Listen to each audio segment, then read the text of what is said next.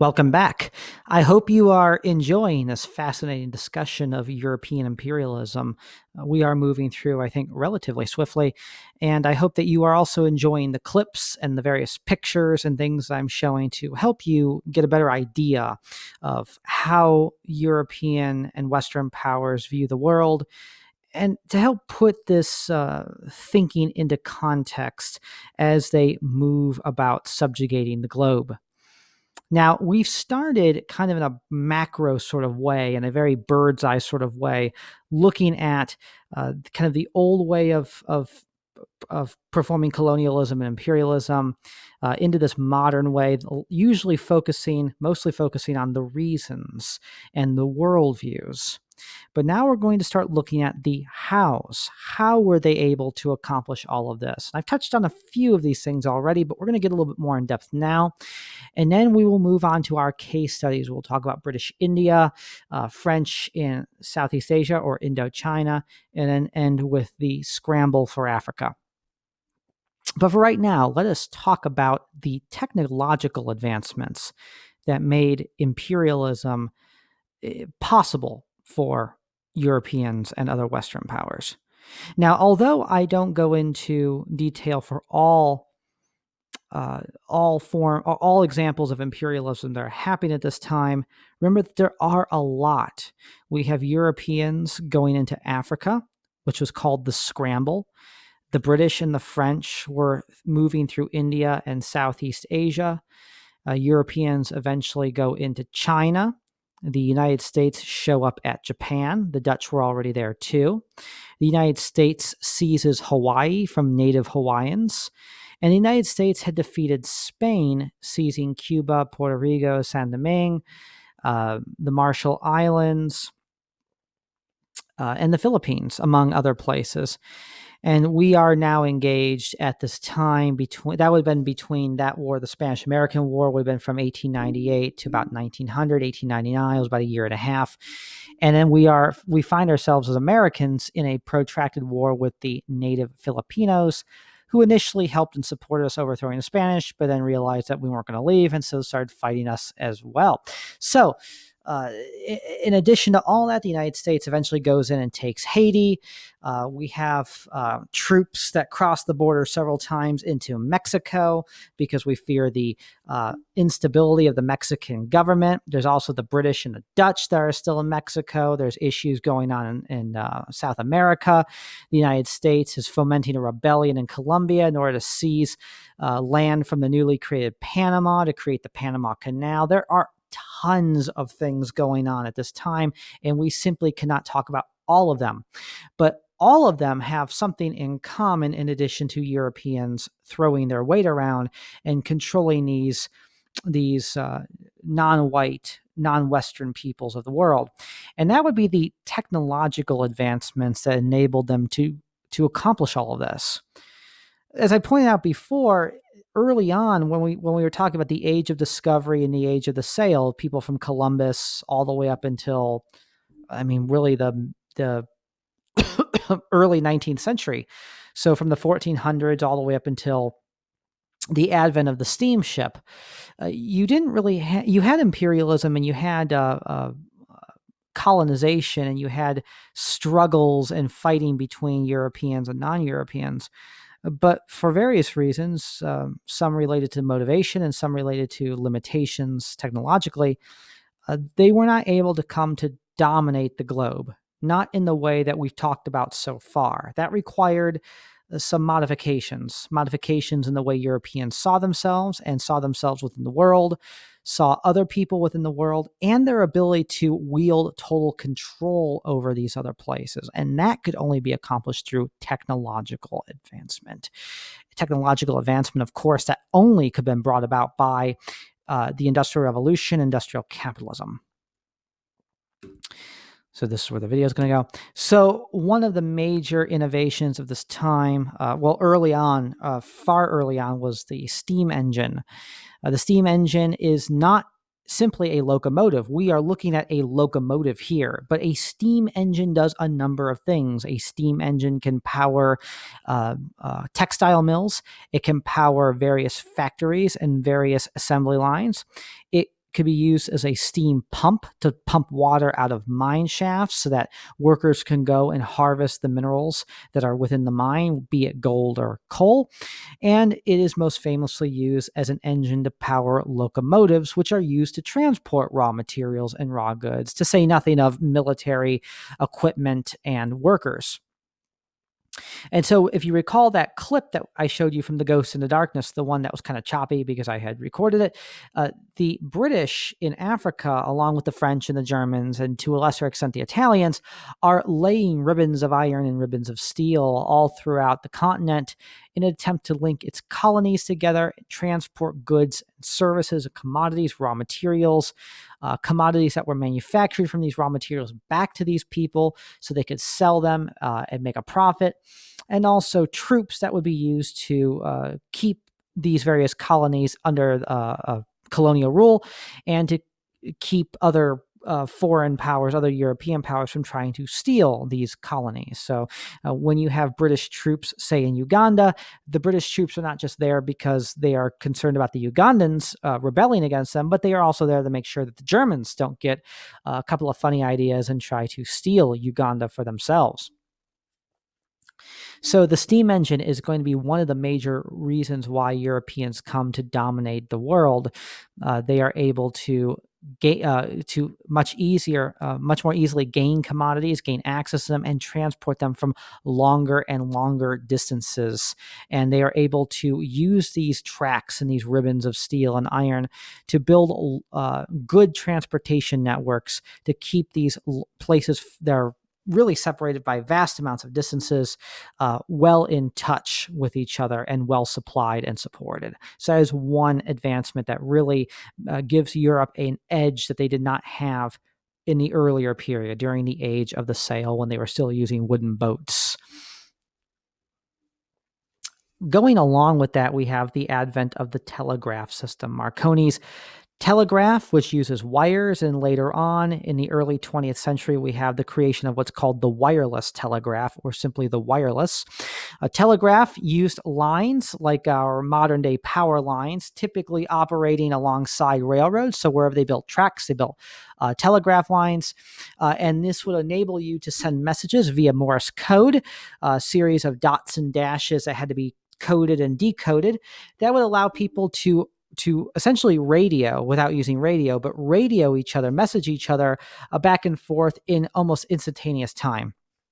You'd send a message, or what was called a cable. You could send it from Great Britain all the way over to, say, one of the colonies in Africa, like Kenya. And you could send these messages fairly quickly. They had to be sent, written down, and then decoded from Morse code into whatever language it was sent in, and then immediately delivered to the person who needed it. This allowed companies and leaders, aristocrats, military figures to coordinate efforts to extract more resources, put down rebellions, and enact forms of policy around the globe for whatever reason or motivation they might have.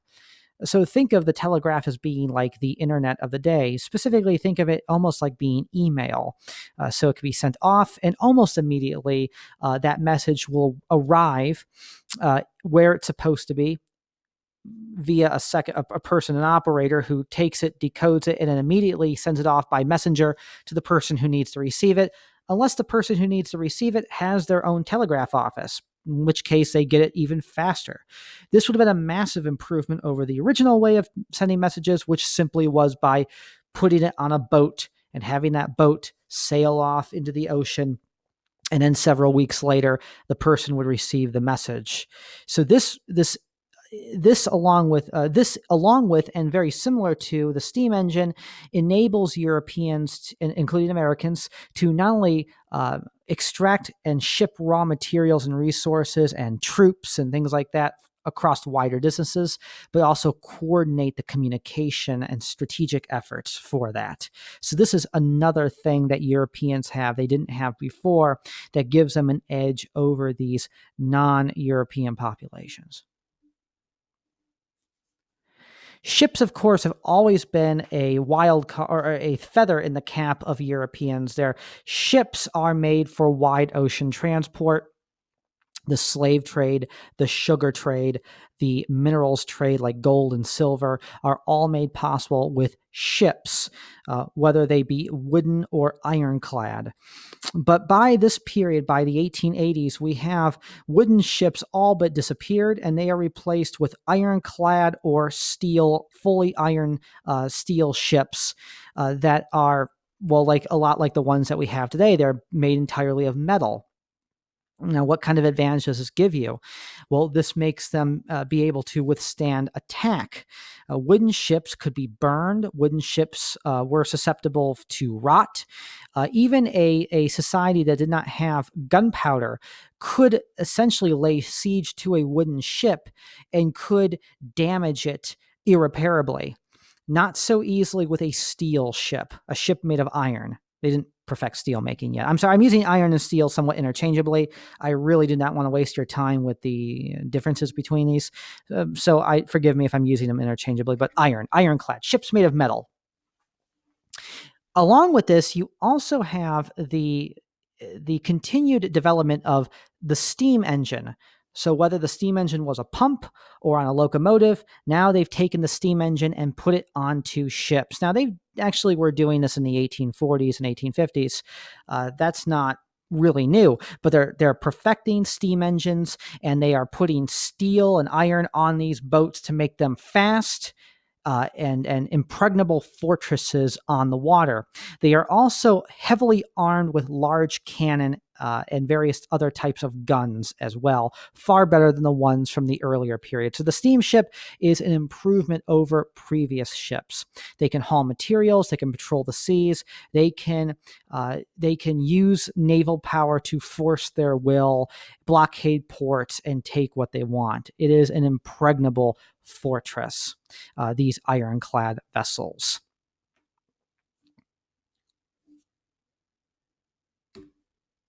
You also, branching off of this, have improvements in firearm and military technology. During the age of the sail and the age of exploration, those are pretty much the same thing. They overlap. Mainly Europeans were using swords, cutlasses. They were using knives. They were using pikes or iron spears. And they were using guns. They were using a single shot cannon, and they were using single shot muzzle loading guns, long guns that could only fire one shot before they had to be reloaded with a ramrod. They had to be cleaned out. The barrels were not rifleized, which meant they didn't have a I should have put a picture of a rifleized barrel there. A rifleized barrel is a barrel at the end of a gun that where the bullet would exit is smooth on the inside. Or I'm sorry, one that's not rifleized is smooth on the inside. It's referred to as a smooth bore. If you're familiar with baseball or familiar with football, think of how the quarterback in football or the pitcher in baseball throws the ball and how the ball spins. So a non-rifleized gun, the bullet that comes out, the ball would not spin. So that meant it didn't go as far, it didn't go as fast, and it wasn't as accurate. In rifleized guns, like the ones used in the Civil War and then everything else after that, the ones that you hear about today, those have grooves inside the barrels here. Turn this pointer on. Inside the barrels here and here and here that would spin bullets to make them go faster, like the way a quarterback throws a football. The ball spins in the air, clockwise or counterclockwise, like a pitcher throwing a baseball. The ball spins, which gives it direction and speed. These guns are all rifleized, and they are able to fire multiple rounds. So some guns hold clips or magazines. Revolvers have 6 shots on them. This gun here is a bolt action gun. It might fire maybe 6 or 8 shots. This gun here might be able to fire 6 or 8 shots. Even if these two guns were not using clips and magazines, maybe they were just being used one bullet at a time, all it took was simply to put the bullet in the gun and pull the trigger, bullet in the gun, pull the trigger. It was not like the old guns. Watch any clip from like a Civil War movie or a Revolutionary War movie where they had to take the gun, they had to pull it back, they had to ram a rod through it, they had to put the bullet in it, they had to clean it out, they had to do that. It took 3 minutes to fire one of those guns. It does not take 3 minutes to fire one of these guns. So you had a faster rate of speed, you had more accuracy, these guns shot further. So they were able, using very small amounts of troops, to maintain military superiority over larger armies that were local to the area. So if you have an invading force coming off of one of these ships, say maybe 200 guys, maybe at a couple of these ships, maybe you had 1,000 guys and they're armed with these. Well, you might be going up against a force that has maybe 2,000 or 3,000 warriors, and they might eventually take you. But with weapons like these, you could possibly repel them. Or if you can't repel them, you probably will be able to take quite a few of them out. So this really tips the scales away from local indigenous armies that did not use these types of weapons towards these smaller military forces that were being fielded by European powers. This is the Maxim gun. It is a machine gun. Machine guns are around by this point now. They are air-cooled or water-cooled, and they look a lot like machine guns we have today. They have the bullets here mounted on these bandoleros. This gun here looks like it's water-cooled. You can tell by the way the barrel is sort of rounded. That means you can take a hose and throw it into a lake, which would keep it from overheating and melting. Some of them were air-cooled. Everyone knows what a machine gun is. So this would help you simply lay down a very, very hot, fast rate of fire, which could not be matched by anything that anybody in India or any of the African kingdoms would have been able to have. So firearm technology modernizes. This is a clip from the 1964 movie Zulu. In the late 1870s, the United Kingdom, Great Britain, begins the first of, I believe, 3. I don't think it was 2 or 3, but I don't think it was 3 wars against the Zulu tribe. The Zulu tribe was considered one of the most formidable warriors in Africa, and they were never fully subjugated by the British. Although they were never able to get the British fully out either. But in this clip, you can see here that there are thousands upon thousands of Zulu warriors attacking a very, very small amount of British. And while the Zulus were very successful fighting against a much larger British force and were able to wipe them out, the British, using their modern technology, using their abilities to fire quickly onto these people fighting in a more traditional non-firearm style, are able to finally repulse the attack. The movie is actually very good. If you haven't seen it, I highly recommend it. The movie treats the Africans with great respect, as well as the British, and they show that the British need to have maybe a lesson in humility. It is told mostly from the British perspective, but it certainly is a movie that gives great respect to both sides, and was actually a movie. I mean, it was in the 1960s, so it was a period of kind of rebellion in the United States and in Europe about things like the Vietnam War. So it was meant to be kind of a movie to not glorify these types of things. The movie, though, treats both sides with great respect, and it is based on a true story where the Zulus did defeat a very large British force that was heavily armed, and then went on to fight a smaller British force, but were defeated by that British force. So this clip is only about a minute and a half. There is gun violence in it, but it is from the 1960s, so it's not as violent as we see gun violence here today in our modern movies. But when you see it, you'll see it demonstrates very well how a much, much larger force, even though it's overwhelmingly larger, 2,000, 3,000, 4,000, can be defeated by a smaller number of disciplined soldiers with these newer firearms. So that is an important advantage that Europeans did not have before. So we have steam engines and locomotives and railroads. We have communication. We have ironclad warships that are coal-powered that can go further and carry more weapons and more men than the older wooden ships. We have modern firearms. We also have to examine the reality of white Europeans in these locations. Uh, they did not do very well. And I talked about this in one of the earlier videos. Africa, for example, and this is also true for Southeast Asia and India and parts of China. They did not, white people did not tolerate the climate very well, and they did not tolerate the wildlife and the diseases that were in these areas. When they went to South America and Central America and the Caribbean and North America, they had issues in some of these places with the heat and the humidity, but they were able to tolerate these areas better because they didn't have to deal with disease. The Native Americans, on the other hand, though, did, because Native Americans did not have the same exposure to these diseases, these old world diseases that Europeans had. And so a lot of the Native Americans were wiped out because of diseases like yellow fever and malaria, so on and so forth, the plague, bubonic plague.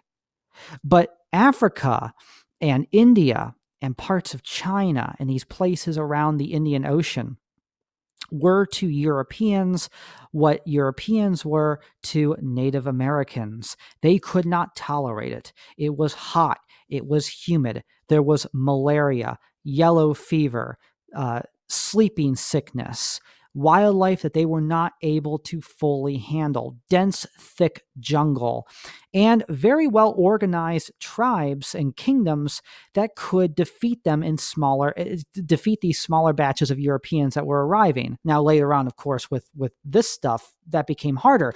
But still, one of the things that these continents and these kingdoms within the continent of Africa and these other places like India had to their advantage, even if they didn't know it, was disease and the local wildlife. That changes in the 1880s, 1890s, and into the 20th century. And it changes due to a lot of advancements in technology and science. You see, during the Industrial Revolution, specifically the later Industrial Revolution that happens in the United States and that goes through the 1880s and 1890s, you have the beginnings of an understanding of microbes, what we would call today bacteriology. And people began to understand that sickness was not the result of air or the ground or the lack of courage or any of these other kind of goofy ideas that had been around for ages before, but were caused by microscopic entities that infected the body and were spread by various means, whether by rabid animals or by insects like the mosquito or the tsetse fly. And while they could not see these microbes, not yet, not until a little bit later with the advent of the microscope, they were able to correlate the way Darwin kind of observed these different types of creatures early on in his era and was able to make a determination based on observation. They were able to make determination based on observation that this is how disease spread. And so Europeans began to use their industrial powers and knowledge from these advancements in biology to alter the landscape around them in such a way that it gave them a greater advantage than they had before. So first and foremost, and you'll see this in the clip from the movie I showed you just a moment ago, Zulu, that takes place in the late 1870s. When the British were in Africa and in Afghanistan, they were fighting in Afghanistan, believe it or not, they were fighting all over the place. I can only talk about so many places. They were wearing the traditional red uniform with this wonderful kind of safari cap. What the heck do they call that? It slipped my mind. It's like a safari cap. It's a I think it's called a bush cap, but I cannot remember. It's a helmet, but you can see that it's a very European-looking uniform. It has the old school color to it. If you look at pictures, look up online pictures of the American soldiers during the Spanish-American War. They're wearing blue, they're dressed like cowboys, but they're wearing blue uniforms. And the French wear blue uniforms, and the Germans wear gray uniforms. And all of the powers of the world are still wearing their colorful uniforms. And that begins to change throughout the 1890s and into the period of World War I in 1914, where you begin to shift towards uniforms that reflect the area that troops are stationed. Khaki and olive drab types of uniforms like you see over here. So the British in Africa and India and Afghanistan and places like that would have dressed in red. And these uniforms were made of wool, and wool does not breathe very well in subtropical areas. People get overheated, they get sick, they cannot tolerate it. These uniforms, although they would have been heavy and they would not have been like wearing nothing, they were made of breathable fabric. The khaki uniforms were much more breathable. You were able to tolerate the heat of the desert and the heat of the jungle. And this gives the British a major advantage, and the French as well. They're all doing this. They're beginning to change their uniforms to reflect these different areas. Breathable fabric allowed you to sweat. It kept you from dehydrating as easily. It kept you from passing out. It also kept certain types of insects away. These were much, much better uniforms. And as anybody with half a brain can tell you, it's a lot harder to see a guy wearing this than it is to see a guy wearing this. So that is one technological advancement. You also have the creation of machines like this. Now, this is called the Buckeye ditch traction machine. These were used in Ohio to clear swampland. I don't know if they were used in Africa and India, but things like them were certainly used by the 1890s and early 1900s. These powerful steam-powered machines, like the Buckeye traction machine or the steam shovel, what they did was they dug up land, and they allowed you to level up low-lying land to raise it up in elevation, make it higher, lift it up maybe 10, 15 or more feet, smooth out the land, smooth out the grade as if you're building a highway. And this allowed you to properly drain water out of low-lying land and raise low-lying land. It also helped you clear ground because you could move equipment in that would allow you to cut grass and cut trees down, allowing you to open up land that you could raise up, make it higher. You could create drainage ditches and lay drainage tile, large rocks or pieces of mason work that are used to draw water away from areas where you want to be. And what this would do was this would cut down the mosquito population. And when you cut down the mosquito population, you are essentially eliminating the largest vector of disease, which was the mosquito. The mosquito spread yellow fever and malaria, among other things like West Nile, and this would cut down on their presence. And by cutting down on their presence, you were able to keep most of your men from getting sick. You had other issues too, like the tsetse fly and all that, which spread sleeping sickness. But cutting down a lot of that land, or a lot of that brush land, elevating the dirt, draining land, got rid of mosquitoes, it got rid of other insects, and it even got rid of animals like tigers and lions that had to go elsewhere to hunt and live. And so this is a way that Europeans, Western Europeans and Americans tried to enact mastery on the land around them, which gave them the ability to sustain themselves. Disease was one of the main reasons why Africa was referred to as the white man's graveyard.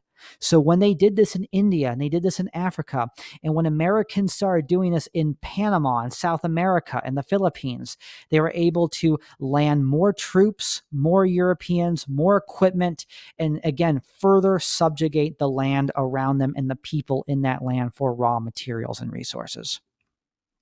Another major advancement is quinine water. Now, if you're like me, you like to go into a bar, you like to get yourself a mixed drink. I like to have Jim Beam. I'm a bourbon man. You're going to get that mixed with something that gives it kind of a bitter flavor to it. And if you look over the bartender's, over the area where the bartender works, you'll find a nozzle that he'll use to fill up your drink. It'll have a Q on it. That is quinine. Quinine is an absolutely brilliant creation. You could drink it or take it in pill form, and they still sell it today. We call it tonic water.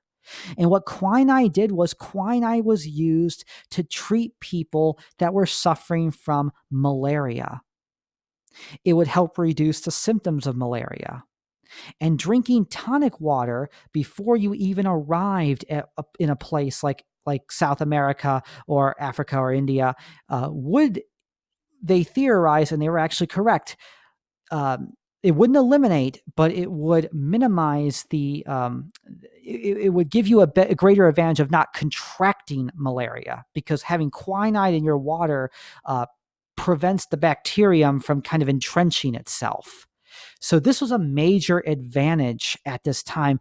Europeans, about 50% of Europeans prior to the invention or the development of quinine water, the ability to drain standing water where mosquitoes were, to use breathable fabric, about 50% of Europeans who say landed on the west coast of Africa died within the first year of being in Africa. It was the white man's graveyard. And that was not from tribes attacking them. That was simply from these other climate-related issues. This enables Europeans to establish a stranglehold on these regions in a way that they could not do before. During the age of the sail, way back here,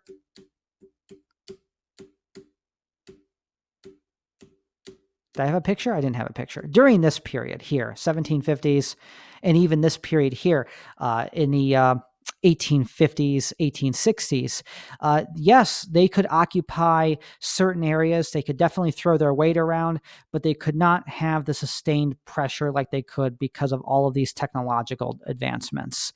Mainly when it came to, for example, Africa or India, they could only stay around the outer rim of these areas.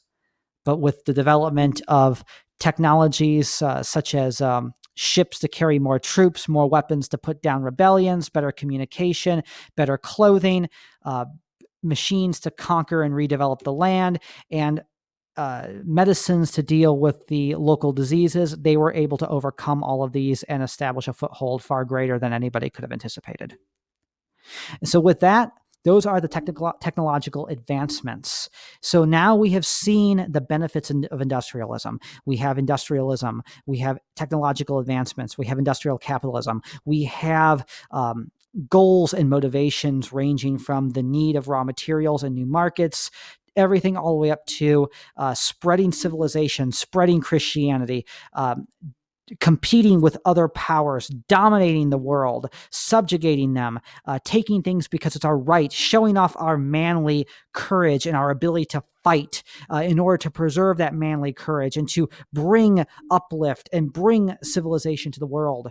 And all of these things work together and build off of one another. Before you know it, by 1910, 1920, the globe has been dominated by Western European culture. Now, this is the end of this video on technology. Let us move into our case studies. We will first talk about India, then we will talk about Vietnam, then we will talk about Africa, and we will be concluded.